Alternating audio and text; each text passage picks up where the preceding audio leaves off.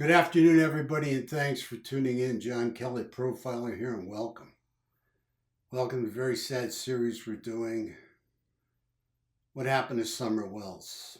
Summer Wells supposedly just up and disappeared. Today's show is going to be called Sleeping Baby. The sleeping baby, sleeping in the back of that car. Picture taken by her mother and her grandmother on her way home from the swimming hole. The picture they took in the back of that car. You know, something I want to bring out now is my book, Discovering Lazarus, The Good, the Bad, and the Ugly of John Kelly. This is how I kicked drugs, became a counselor and a psychotherapist, and went on to become a profiler. Because many of you have asked over the years, over these many decades, John, how did you become a profiler? And it's all in here in a very condensed and concise manner. Again, thank you to all that have purchased it. Thank you for all your positive feedback. Can't appreciate it enough. Thank you again so much. So, also I have to come out with our disclaimer that everybody is innocent until proven guilty in a court of law. That's very important. So getting back to Summer, and we never want to forget Summer. Summer's on my mind a lot. And she will be on my mind until the day we find her or the day I die. It's that simple. I'm telling you right now. This is very upsetting, okay? So anyway, you know, we're looking at Summer Wells, and we're looking at, you know, for me today, what I want to talk about is I want to talk about the bathing suit. And I'm going to be asked some various questions. And I'm going to be interviewed on the bathing suit and a couple other dynamics that have gone on that I think you'll find interesting. One thing I want to bring out right off the hop, for any of you that are interested in this case, and I encourage all of you that are interested in this case, check out the Interview Rooms show and the way they've gone over this case piece by piece by piece by piece. It's very important. Chris McDonough has done a great job. I forgot to mention him and give him a shout out last week, but I want to give him a shout out today. Very, very, very important. Okay, I'll get started here, John. To start things off, did they ever figure out whether Summer changed into her bathing suit at the house, or if there was another set of clothes?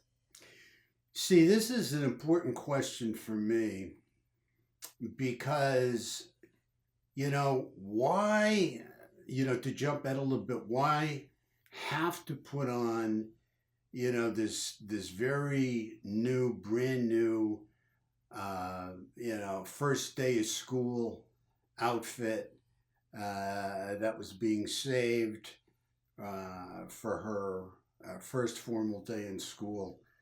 How come that had to be put on, or why didn't we have other clothes? So let me bring it back.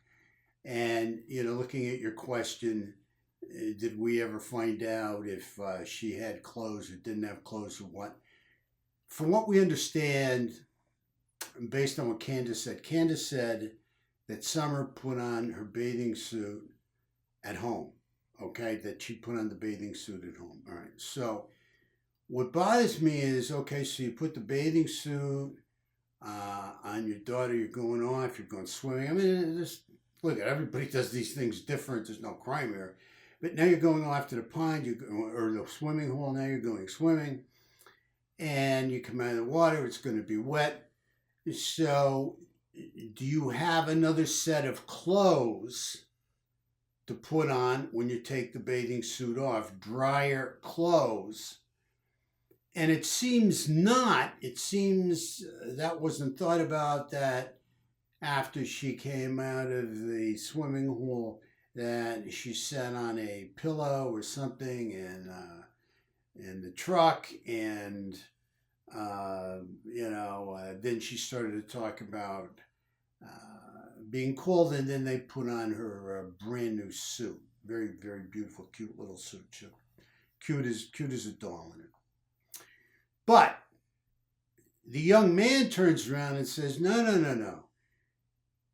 Summer's bathing suit was put on at our house. She was changed at our house. Okay, so if she was put into the bathing suit at the young man's house, what this tells me is then there was a set of clothes. And if there was a set of clothes, again, we don't know who's right, who's wrong here between Summer and the young man. It keeps going back and forth on a couple of different things that we will be looking at later. But these are just a couple today. But if she changed into a bathing suit at the young man's house, that means she did have a separate set of clothes. And if she did have a separate set of clothes, why, when she came to the swimming pool, did she not go back into those clothes? Why did they have to open up and put her into the new suit, the special pair of clothes, the new outfit that was for that special day, the first day of school? Okay, and you'll see where I'm going with this, and you'll see why this is important to me. Go ahead. Okay, kind of taking a step forward here. In the video by the interview room with Chris and Candace down at the water hole, Candace starts by saying things were in slow motion for her. What does she mean by this, and is this PTSD like Chris mentions? Yeah, see, Chris caught on to this as he interviewed Candace down at the water hole, I'm sorry. And he hit the nail on the head. He said, this is PTSD. Again, you should check out his whole series on Summer Wells. For all of you that have any interest in this case, you find it invaluable. But anyway, so Chris, is walking down to the water hole with Candace from the car. And Candace talks about it going into slow motion. Things are going into slow motion. Now, at this point in time, Chris, later brings out, well, this is kind of a symptom of PTSD, okay? It's a major symptom of PTSD because when you're in a terrifying or shocking situation, okay, and you feel threatened, I mean, that can cause PTSD, all right? I will tell you from a personal viewpoint, and it's also in my book, that, when you're in a life-threatening situation, especially, things slow down. I mean, your cells become completely alive. The hairs on your body stand up. I mean, you are 200,000 times more present and more alert than you've ever been in your life because there is some kind of shocking, threatening, emotional event, maybe even life-threatening, that is causing this post-traumatic stress, this trauma, okay? So now, when Chris goes back to the water hole with Candace, Candace is on her way down to the water hole with Chris, and this is strictly my opinion. Let me just tell you, it's my opinion on this, nobody else's. When they're walking down to the water hole, she's triggered. See, the one thing about post-traumatic stress is that anything can trigger you. You have subconscious triggers and you have conscious triggers. Something triggered her on the way down. What she saw, the water, the questions about the young man, questions about grandma, everything, the whole area, the layout of the area. They were the very visual triggers that probably set her off, just being there.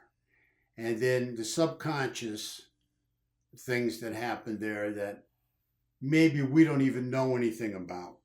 Okay? But usually when this takes place, when you go into slow motion mode after a traumatic event, it means there was some kind of shocking, terrifying situation, maybe even life threatening, that caused you to have this trauma, okay? And, caused, to have these various triggers in that particular area where this event took place. This is very, very important. And it's important because she talks about going into slow motion there. That's where the trauma took place, the initial trauma. Now it's post-traumatic stress. So even later on, she's going through it, okay? But she doesn't talk about it, not that I've seen, and I can be wrong, anywhere else when she continues the interview with Chris. I don't hear her talking about it at the house, supposedly where Summer disappeared. I don't hear her talking about going into slow motion there. I don't hear her talking about, everything just, turning into a very slow, terrifying, anxiety-prone situation. Because post-traumatic stress is an anxiety disorder. So I just didn't see it or hear about it anymore, only at the swimming hole. And Chris, went from A to Z with her by going from the swimming hole and all the way up to the house and all around the house and everything else that took place. And, there was no more talk of slow motion. So I've got to believe something terrifying in one way or the other took place or left an indelible traumatic mark on her mind at that swimming hole. Okay. Those are my main questions, John. Now the other thing I'm concerned about is her going home and being dressed in this outfit. Okay, this is a really nice outfit she has, and I didn't bring this up to you. Really nice outfit she has for the first day of school. Okay, so there's something, and I'm definitely probably off on this. I mean, how could anybody really pin this down to the minute? Maybe law enforcement can because they have the phones, but they're on their way home. And she has been put in her very special outfit for her very special day, the first day of school. Okay? They take a picture of her because she looks so cute, so beautiful in the back of the car when she's asleep. That's what they say. So now this special outfit was unpacked or in the truck. Left in the truck, supposedly. They never took it out of the truck after they purchased it. I don't know when they purchased it. But then they didn't put it, they kept it in the truck, didn't put it in the house. So now it seems it's just right there and very handy for her to go from her swimsuit into this outfit. And again, I don't know if there was another set of clothes, there wasn't another set of clothes. The whole thing doesn't make sense to me. Because usually you would think a set of clothes would be brought along, I would assume. But like I said, everybody's different. If you're coming back from swimming, you're going to have to change into something at some point. Why change into this beautiful special suit? Okay, so anyway, now they get home. She's got the special suit on and everything, right? And probably this is like, I don't know, 2:30, whatever. Like I said, with the timeline, I'm not exactly sure. But anyway, from 2:30 or 3:30, somewhere in there, they get home, the kids unpack the car, she gets out of the car, helps with grandma and the flowers. Supposedly helped her mother with grandma, and they planted some flowers or whatever they did. And then she was going off to play with her brothers. Then she was going off to play with herself downstairs, and then she disappeared. But there's about 2 hours. I don't think there's 3, but I mean, again, nobody has pinned this timeline down completely yet, right? So I'm going to say, let me just say 2.5 to 2.5, yeah, 2.5 hours. Let me just leave it around there, right? So why, when she got home, if she's wearing these special clothes, these brand new clothes that are for the first day of school, why is she not taken out of those clothes at that time and she's changed into play clothes? Because this girl loves to play. She's rough and tumble. She likes to fly around on the swing. She likes to chase her brothers. She likes to run through the woods, with the dogs, the animals and stuff and everything, right? Tough little girl there, right? She's not scared to get dirty. Not scared to get dirty, right? So why not take her out of these special brand new clothes? Why not change this outfit as soon as you get home? If you didn't have another change of clothes in the car for her to change into when she got out of the bathing suit. And grandma doesn't like anybody sitting on her seat that's wet, supposedly, right? So I don't understand it, because then hours later when she's missing and she's gone, I mean, the Amber Alert that goes out identifies her being dressed in this outfit, being dressed in these clothes, and maybe not having shoes on, maybe being barefoot. So, it just doesn't make a whole lot of sense to me. If you've got a whole new outfit that's very special for the first day of school, which is special, what has happened here? Why not take the clothes off as soon as she got home, if they were just on her to keep her warm, have her change into her play clothes so she could go play? Why let her go play in these clothes that she's going to wear for first day of school? See, the whole thing isn't adding up to me. And maybe it's me, okay? I'm sorry, and maybe people would do it differently. But see, it's the little things here. It's the little things. And the powers of the questions. Why this? Why that? What about over here? What about over there? And these are going to get answered. These are going to get answered. Because law enforcement's taking their good-natured time. And this is going to come together. Believe me. Anyway, thank you all so much. I really appreciate you guys. I mean, I can't thank you enough. Please continue to subscribe. Can't thank you enough for all the subscriptions. Please continue to comment. We try to answer all your comments. You know that. Most importantly, there's a lot of disease out there. Please stay safe. Please take care of yourself, and make it a great day. Just make it a great day. God bless.